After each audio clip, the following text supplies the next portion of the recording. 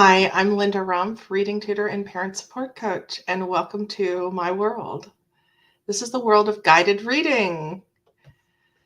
And the magic bullet, of course, is to have a tutor who gives your child at least 2 reading lessons per week, plus supporting that tutor process on the side as a parent by creating times for your child to read aloud at home on the days they don't tutor. So my student data in 2022 showed that I could level up a student in 1 grade level in reading fluency every 3 months. That's fast. But I had a number of students who were exceeding that and actually cutting the time in half, down to about 6 weeks to gain a grade level in reading. And what was happening was those parents were having that child sit at the kitchen table every night while they were preparing dinner or in the car while they were doing drop off and pick up from school or whenever they had a chance. Those kids were reading aloud to the parents for practice, and it made a huge difference. So my community is about helping you to help your child by creating these times for reading practice at home. So welcome, and I'm really glad you're here. Now, tonight is part 5 of our weekly series on how to make time and space and really make this happen with the reading aloud practice at home. So these weekly lives every day are based on my weekly blog, and the blog is at my website. So you'll see a little banner scrolling below telling you I also give free reading assessments. You can get your child assessed by me for free. It's a professional high-level assessment, which will show us the instructional level of the child and or adult who wants to gain reading fluency. And then we can choose books because we'll know what level to start with. So you can register for your free assessment on my website. And the tip for tonight, though, is about grandparents. Now, we've been talking all week about this making time, creating reading into your schedule, time for listening to your child. I even took pity on you and showed you that you can do this through a computer interface, have them reading aloud to the computer if you really are out of town or work 2 jobs or you really can't sit down and listen to them read. So there are many ways to make this happen. And my last pro tip here is to get the grandparents involved. So I have a number of students whose grandparents are very involved in their tutoring. Some of them even pay for the tutoring.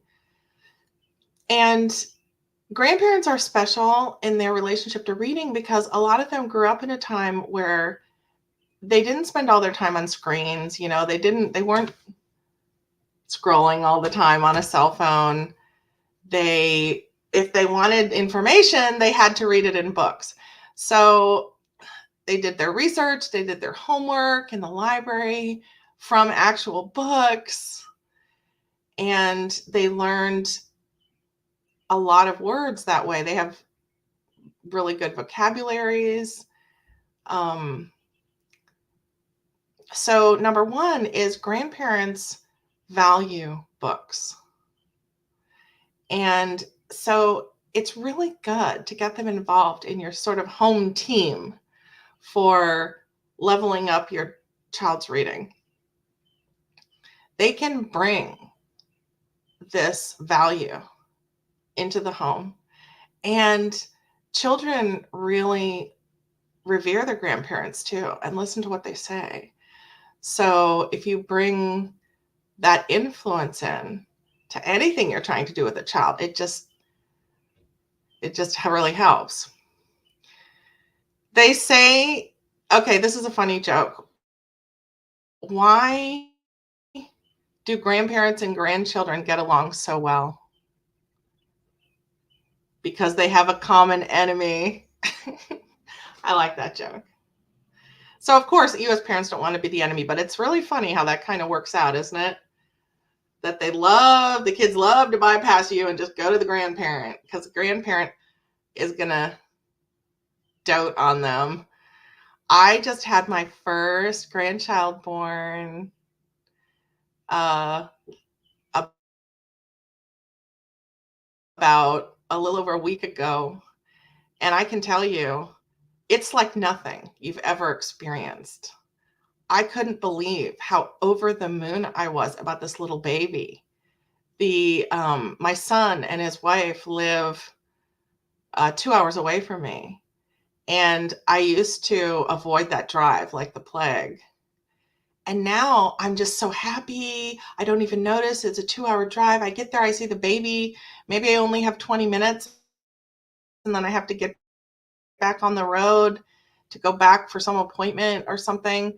And I don't even care. Like, I saw the baby for 20 minutes. I mean, you get weird about these grandchildren. This baby is the light of my life. So I'll just shout out to him. Hey, Bjorn, this is your grandma. If you ever see this someday. Anyway, that's how much grandparents love their grandchildren. And the number 2 thing I want to say about grandparents, aside from that they understand books and that they have a more direct relationship a lot of time to books than kids do now when they can get all their information from computers. Number 2 is grandparents are patient. And with guided reading, you're not reading to your child. Reading to especially young children, is very beneficial. And I even know families where all the way up through their teen years, the mom came in and sat on the bed and read books to the older children, harder books, novels and stuff at that point. And so what started as a rhythm when they were really little, before they could even read, became this wonderful bonding time. So reading to your children is amazing. It builds the vocabulary that they take in through their ears, which then when you see a word on a page allows you to read it much faster, because as you sound it out, you know the word already because you've heard it. So reading aloud to kids, great. However, guided reading is not that. It goes the other direction. The child is now reading to you for practice. And listening for a half an hour can be tricky. You're probably not used to sitting and just listening to your child. I mean, just listening to anything, without it being a Netflix movie or something, or a book on tape. Actually, people who listen to books on tape, they will probably have an easier time listening to a child read for a half an hour because they've built up their muscle for the listening. But a lot of us aren't used to it. And I mean, it's a gift to a child for a parent to sit and listen to them. But it can also be difficult to listen to a struggling reader. So you're hearing them stop. You're hearing them struggle. It's very choppy, the reading at first. But the more they practice, you are going to be amazed. So this is what happens to me when I take on a student who is way below their grade level with reading fluency. I put them in a book that's about 10% harder than what their reading level is. That's about the instructional level. You want about 10% of content that the reader doesn't know. You don't want more than that because you don't want to be stopping too much so that you lose reading comprehension. But when I put them in these books, they're going to stop at certain words. And the reading is going to be a little choppy at first, or if they haven't had, much reading out loud practice at all, it might be very choppy at first. And then a month will go by, 2 months will go by. It's about the middle of the third month that this miracle occurs. And it's happened to me over and over and over. I have not failed a student yet. Even ones with dyslexia or working memory issues. It's about the middle of that third month. Something happens and their reading suddenly becomes, it sounds conversational. It gets a flow. Something clicks in. And it's mysterious and wonderful. So they've been listening to themselves read. And then they finally get it, that the reading is supposed to sound fluid. And sometimes I do read to them. If a child's eyes are getting tired or they had a hard day or something, I'll say, hey, let me read to you for a little while. So you can always do that. If you're having a night where the child's resistant, you can say, okay, hey, let me read to you for a little bit. And then maybe you can take a turn. And that also allows them to hear what fluent reading sounds like. So I do that, but not too much, because the practice is what creates flow. We know this from athletics. We know that the more you practice a skill, there's this moment when something clicks and you're just flowing with it. Like learning a language. If anyone out there listening has ever learned a foreign language, like maybe in high school you had to do those years of French or Spanish. And do you remember the moment you thought in French or thought in Spanish? The words just came out. That was flow. And it didn't happen, and it didn't happen, and it didn't happen. Maybe the first year, but somewhere around there in all those lessons, something happens and it clicks in. That's what practice does.